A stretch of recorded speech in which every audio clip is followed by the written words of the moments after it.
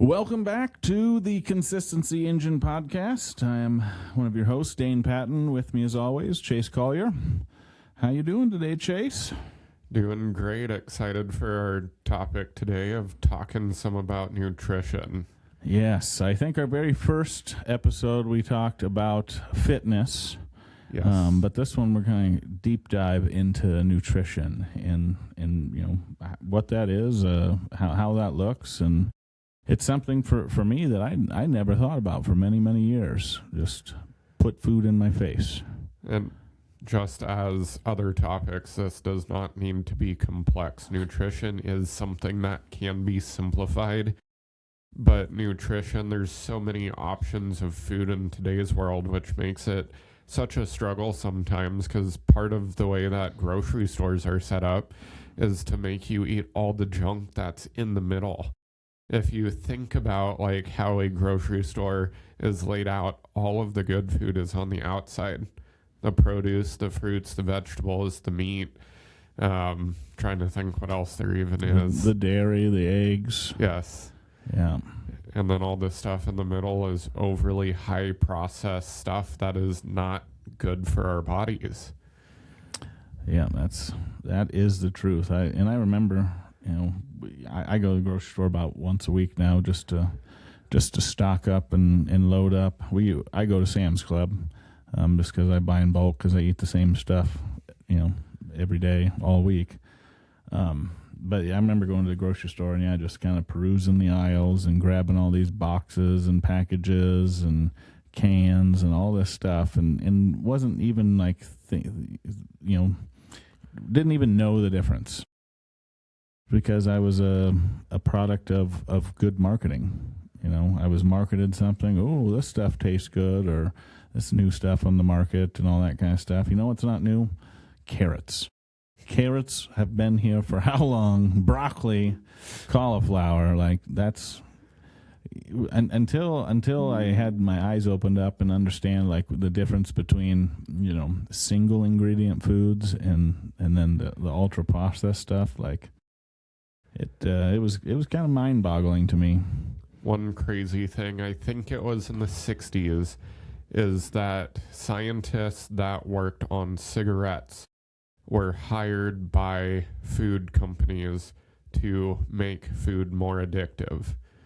And prior to that time, yes, there was still some processed foods, but the highly processed food economy, if you want to call it that, has just skyrocketed since then because they keep figuring out how to make food that's not good for you more addictive, whether it's the sugars or the salts and the flavors and the Dorito on your fingers.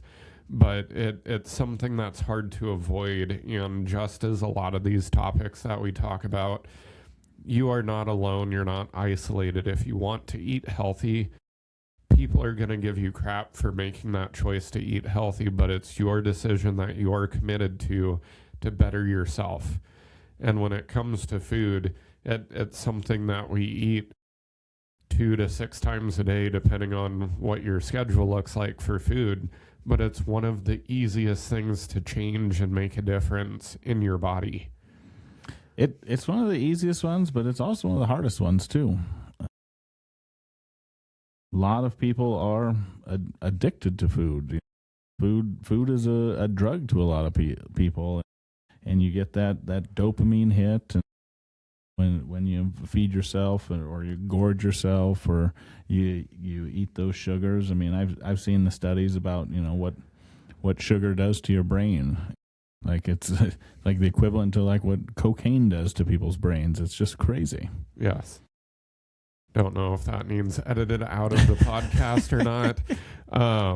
But sugar, it's bad for you. It's okay in moderation, I would say, but it's still not something that your body is used to digesting other than in fruits.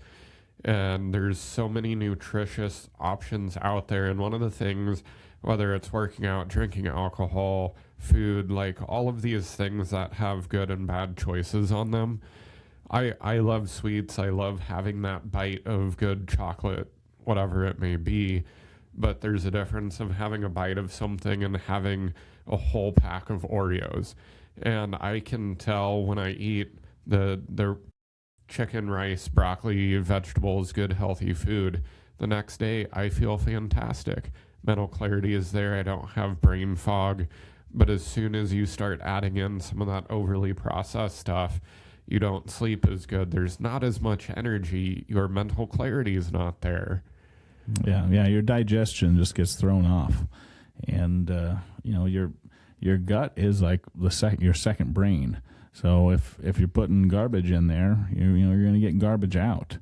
And that was something that I didn't necessarily realize until I started feeling better after putting the good food into my body. And how many years ago they said food is thy medicine, right?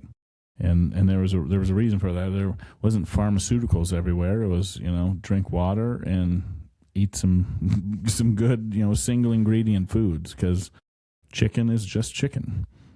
Beef is just beef. Lettuce is just lettuce. It's just there's not so much garbage and words that you can't even pronounce on the back of the label in a lot of these things. And don't be tricked by a lot of the different things that they put on food. Like, there are some alternatives that are better, but when there's original and then there's fat-free and there's sugar-free and just all these different varieties of stuff, they're still overly processed things. If you look at the back of it and can't read stuff on the label, it's probably not healthy for you. And it's hard to get cognizant of the stuff that you're putting in your body and limiting it too, because portion control is one of the biggest things when it comes to nutrition. But on this episode, I do want to hit on just counting calories in general and how we can help direct people from good and bad, and just choices of food in general is probably the best way to put that. Yeah, no, that's a good idea.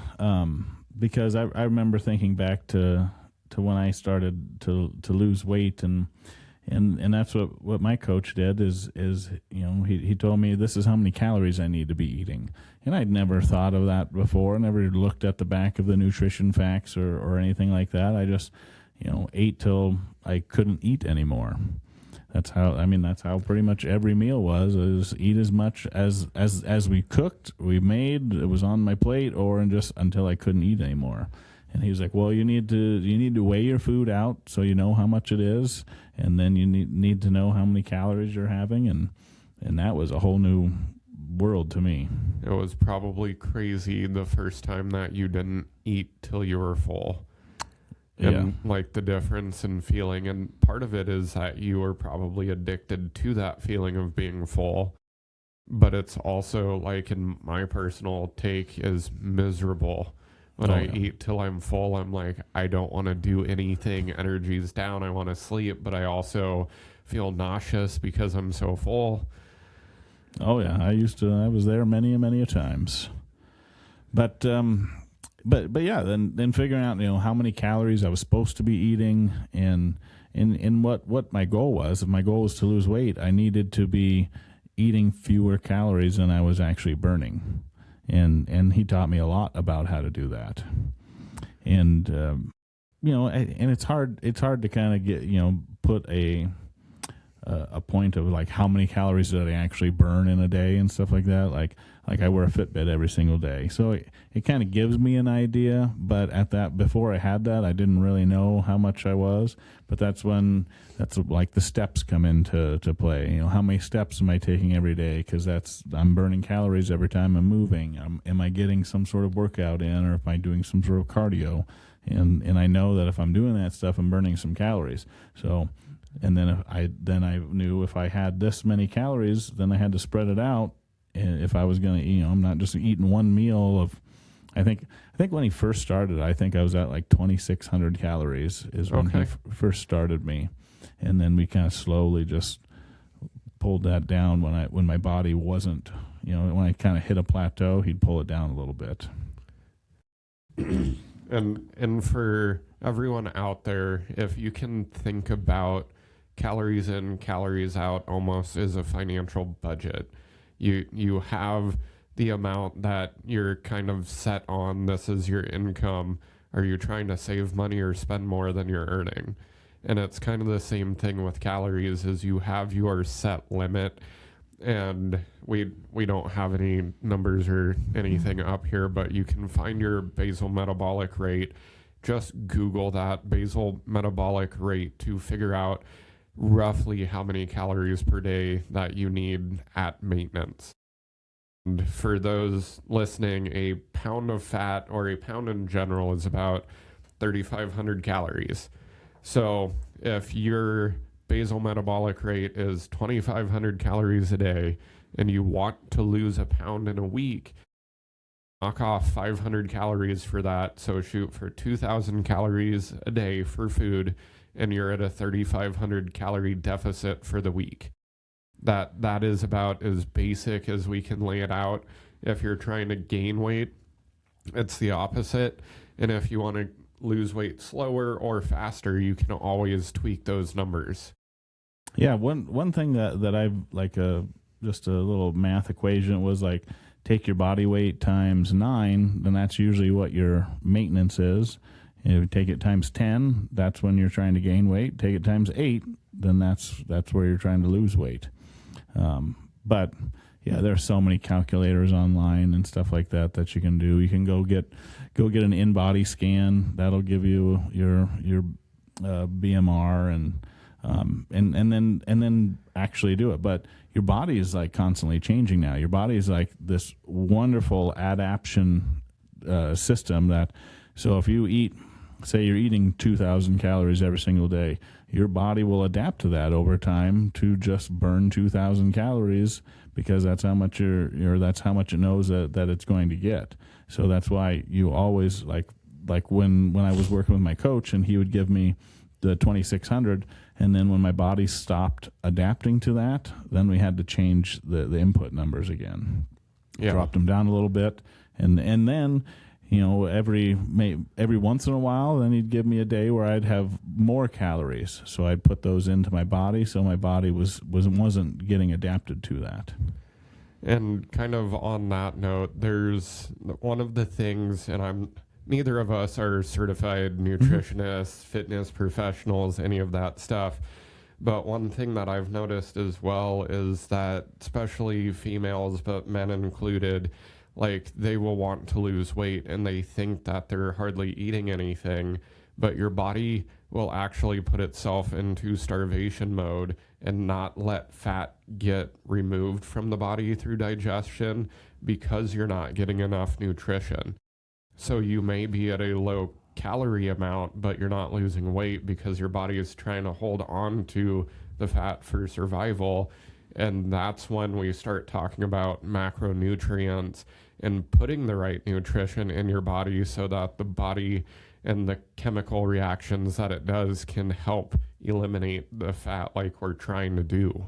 Yeah, especially what you're talking about, I've seen in certain other people where, you know, I'm going to go do, you know, run 10 miles every day, do this crazy cardio, and then only give myself 1,000 calories. And then they wonder why, like, they're not seeing any results, because they're just adding so much stress onto their system and they're not feeding it right.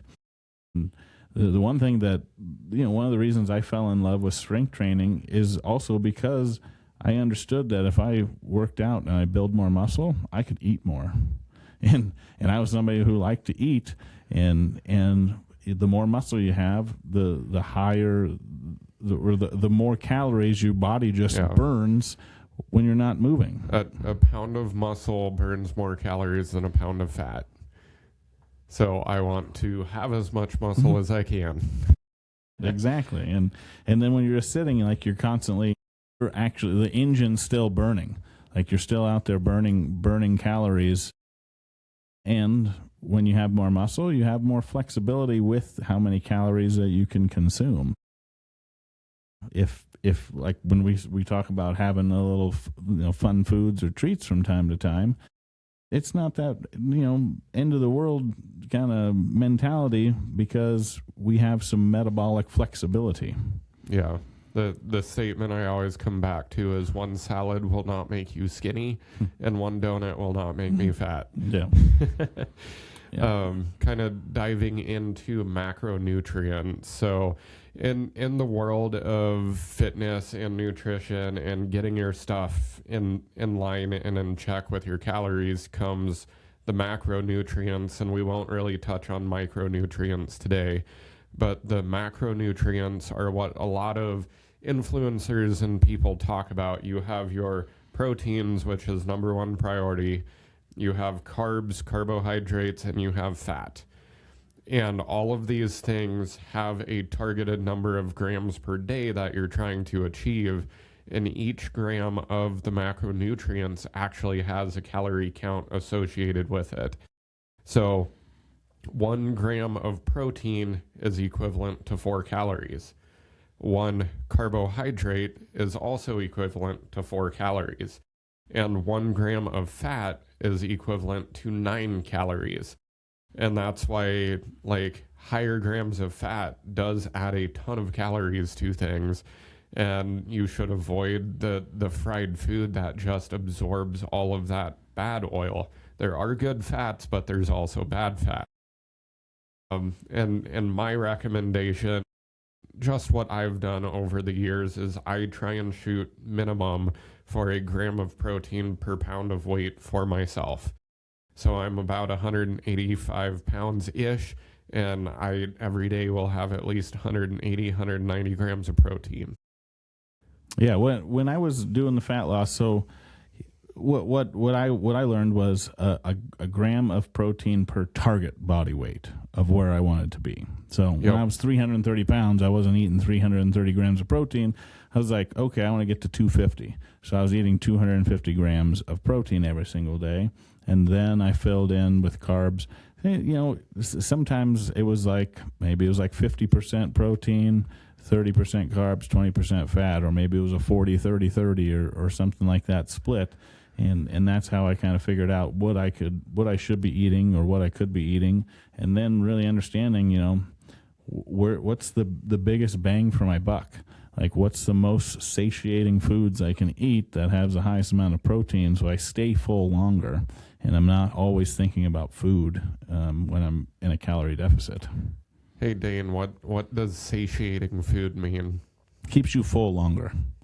Yes.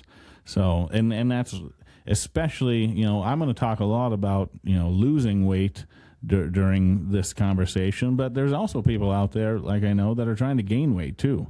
There are people that are struggling to put on weight, or they want to hit the gym and they want to get bigger.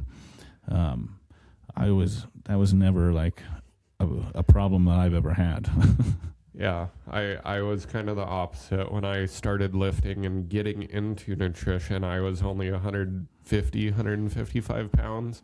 And over a handful of years, I just slowly put on 30-ish pounds, mostly muscle. And I've tried to maintain that because I personally have no desire to be the biggest guy in the room. I'm happy with how I currently look, and I enjoy the lifestyle that I've made. But when it comes to nutrition, kind of on the piece of protein, and if you're trying to lose or gain weight, protein should always be the number one priority, and your carbs and your fat should be the ones that fluctuate more. Because if you're shooting for 1 gram of protein per body weight, whether you're gaining or losing weight, it's roughly going to be similar in numbers-ish. Mm-hmm. Where your fats and your carbs is really what people move up and down with when they're trying to lose or gain weight. Yeah, because, I mean, the protein, that's the building blocks of your body. Yes. You know, proteins help build tissue. They help build your tendons. They help build your muscles. They help build all of that stuff. So we want to make sure that we're eating a high-protein diet. It's not just a fad that you hear on reels and stuff like that. It's super important for your brain health too, and then having good fats in your system too. I remember when I was, just kind of, experimenting with the different numbers, and I went like super, super low on my fats, and I was eating like that for like 2 to 3 weeks, and I like had no energy, and I just like had all this brain fog and all this kind of stuff, and I was like, well, it's because I wasn't getting enough essential fats into my diet. I was eating like 20 to 25 grams of fat every single day, and it just wasn't enough. Like, that threw off my hormones and all of that kind of stuff, and how interesting that was to me to learn that stuff, because that wasn't something that I'd ever thought about. I never equated the food that I was eating to how I felt, and now it's like it's not all I think about.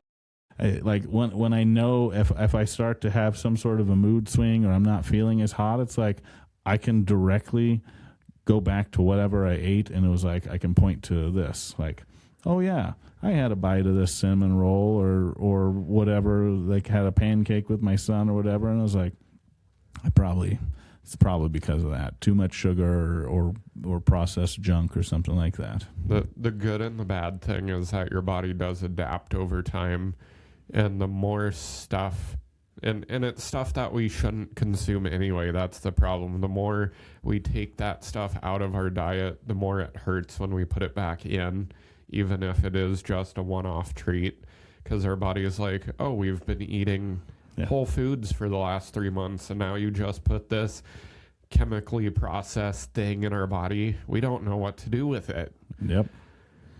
Yeah, well, like I said, our bodies are adaptation machines, so when you put something in there, it's like, whoa, what's going on here? And then I'm running to the bathroom. Nobody wants that. But it's important. Like, I never, we can joke about that, but I just thought that was normal back then when I was just eating terrible food. I just thought that, going to the bathroom like 8 times a day was something normal people did, and it was true. Normal people probably do that, but I was like, once I started eating clean, and was like, oh man, that's crazy. Like how quickly that changed, and how my gut started to heal itself. And the bacteria in your stomach is so important and imperative in so many different things. And when you put high quality nutrition in there, your gut is so much better. Many different things, and like people that deal with acid reflux and all those things, a lot of that comes back to the food. Yeah, a lot of autoimmune issues too have a lot to do with, or people like get flare-ups if they eat certain kinds of foods and stuff like that too. So, if you're not like, you don't have to go to the weighing, the food scale stuff and all that kind of stuff, but like really just be cognizant of, okay, how many calories am I eating? If you don't know that, I kind of equate it to doing like that time audit study that we talk about, like looking at your calendar and seeing where you're spending the time, write it down. Do the same thing, journal what you're eating. I like to use the MyFitnessPal. There's Chronometer. There's a few different apps out there. Or if you just like Chase, he likes a pen and paper, write it down in your book and jot it down, and then kind of figure out, how many calories or how much of the portion was I eating, and then you can get an understanding. Okay, if I'm eating this much, or the financial thing, if I'm spending this much or saving this much, like where am I at? And then I need to know, okay, how much am I moving? If I've just been sitting around all week long and haven't been moving my body, I'm probably not burning that calories off, and that's why people gain weight. On the budget piece of it too, like if you are shooting to lose weight and you want to lose a pound a week, so that 3,500 calories a week, it is okay for you to not hit the 500 calorie deficit every day of the week. If there's a day you want to eat the full amount of calories or a little extra, that's fine, because you can make up for it in other days or moving more. And one of the pieces that I think a lot of people get stuck with is, oh, I ate this one bad thing at this one meal, therefore I can eat crappy the rest of the day. Oh, it's Saturday, that means I can eat bad the rest of the weekend. And it's getting yourself to a positive and committed mental space that if you want to have a cookie or a treat, that is fine. if you're going out with family, you can celebrate. We're all human. We're not perfect, but don't let that derail days or weeks or months of progress. Yeah, that was something that I had to learn too during that process. And it was like, oh, once I ate good on Monday, Tuesday, Wednesday, Thursday, and then Friday came around. And maybe I ate good breakfast and lunch on Friday, but then Friday night dinner I would overdo it, and I'd start drinking on Friday night, and then Saturday I didn't really worry about the diet, and I'd drink more, and then Sunday was the same thing, and then I'd come to Monday and it was like, oh, I got to go ahead and get back to eating that way, and I was like, well, I ate good all week, and then the weekend I can take off. Well, what I didn't realize, that was like 42% of my week of what I was eating, and I just completely was. The amount of good I was doing wasn't so good that I was outweighing this bad that I was doing, and I was like, well, how do I balance that out? And it was like, well, I really had to get honest with what I was doing, and it's like I have to be with what I put into my body every single day, and then I have to be intentional with, okay, if I'm going to do this, then when am I going to fit it in? And it's only going to be like one meal a week, not going to be 3 days of binge eating or drinking and stuff like that. And then the same thing with the calories. Okay, if I only have this many calories that I can fit stuff into, what do I have to eliminate?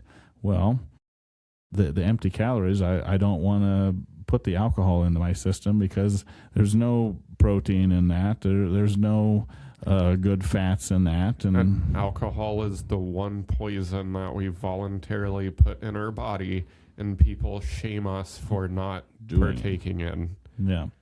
So I had to end up cutting that out, and it took me a long time because alcohol was a big part of my life for a long time. And I was like, I'm committed to this weight loss. So if I cannot figure out how I can put these empty calories into my system and still hit 250 grams of protein, I've got to cut it out. And then I just had to start cutting other little things out, and then making sure the things I ate were usually more protein than anything else. Everything I ate is pretty much had to be high protein, because 250 grams of protein every single day. That's a lot. It's a lot of protein to eat, and then when you're looking at the nutrition facts and something says it's high protein, you're looking at it has like 10 grams of protein, but it has 200 calories. Like this isn't high protein. I got to go eat a chicken breast and get 4 ounces, and I get almost 30 grams of protein, and it's like 180 calories, and it's like, well, heck, I'll just eat more of that, and so now I eat a lot of that. There's a lot of tips and tricks, and I'm sure we could talk for a long time on nutrition in general, and we will have other episodes about nutrition. I would say some takeaways is be comfortable with making a shift when you are at the grocery store. 1, don't go when you're starving. 2, be intentional about where you are walking through. Because if you're somebody who likes snacks, don't walk down the snack aisle just to do it. Like, avoid it. Because if you don't see it, it's not there. And start prioritizing protein a little bit more. If you are trying to lose weight, if you're trying to gain muscle, if you're trying to be better just overall, if you are not eating enough protein, it will be beneficial to add a little bit more. I don't want to go too much down the protein world, because I do think most people are way under where they should be on their protein side of things. Definitely under eating it. Yes. But just think about the food before you start consuming it, and if it would be beneficial for you, portion it out. Because if it's in a bag or a container, you can portion it out and only put a quarter of it on the plate instead of the whole thing. Man, portion control was crazy for me to realize too. My favorite food was peanut butter.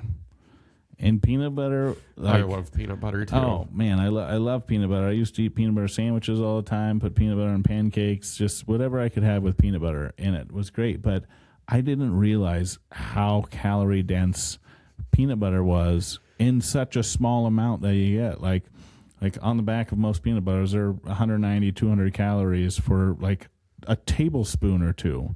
And then when I actually measured it, I was like 35 grams. I measured out and I was like, this is literally, it was like this big, how much peanut butter that I could eat for that little or that many calories. And you know, people think peanut butter is a protein food. It has like 6 grams of protein, but it has like 25 grams of fat because there's so much oil, you know, processed oils in it and stuff like that. And it's like, oh man. So like the one eye opener that I had was just like looking at the nutrition facts on your food. Now you probably, you know, there's not really nutrition facts on fresh fruits and vegetables. Eat as much of that stuff as you want. You know, if it's not in a package like that, like eat as much of it as you can. Get as full on that stuff as you can, and then have some solid, good protein sources. So, you know, lean ground beef, lean steaks, you know, any kind of chicken really, unless it's like, you know, fried chicken, breaded. Yeah, breaded fried chicken. I'd probably stay away from that. But you know, turkey, fish, all of those things. And if you're a vegetarian, I mean, there's lots of tofu options out there. What's the one that's Satan or something like that? Satan or something like that. That's out there. And then you know, we got lentils and beans and stuff like that too. So just, you know, walk through the grocery store, start looking at it, looking at those facts on the back of it, and getting an understanding of how that stuff breaks down and how many calories, and then look at the portions on it too. And try to just shop on the outside. You know, eat eggs. Eggs are so good for you. Eggs and egg whites. We always have carton of just egg whites in the fridge because I put it in my protein shake because it's extra protein as all egg whites are. Yeah. And if you can eat dairy, man, dairy's so good for you. I know people, they say so many different things about it, but a glass of milk is your best protein shake. Has good fats in it, has good protein in it. And like I eat cottage cheese every single day, and it's high protein. I put some blueberries in it, throw some cinnamon in there, and I love it. And it's, but you know, whatever it is. So a good takeaway for you today, you know, whether you need to work on portions, where you need to educate yourself on how many calories you're actually, you know, ingesting, and then what's your goal? Do you need to lose weight? Do you want to gain weight? There's so much information out there, and if we can be of any help or of assistance on that, reach out, because, you know, like I said, we're on different spectrums here. He was trying to gain weight. I was trying to lose almost a whole person. So, but any other ending thoughts or ideas? Ending remarks. Stay strong. Not just physically, but mentally. Making shifts in nutrition is not easy. When you go to birthday parties or friends' houses for things, like the nutrition side is difficult, and we know that. We've been there. It takes a strong body and a strong mind to get through the nutrition side of things, and you can do it. Like Dane and I said, we are here for you, so reach out if you need anything and keep staying consistent. All right, thanks for listening. We'll hope to see you again on another episode of the Consistency Engine podcast.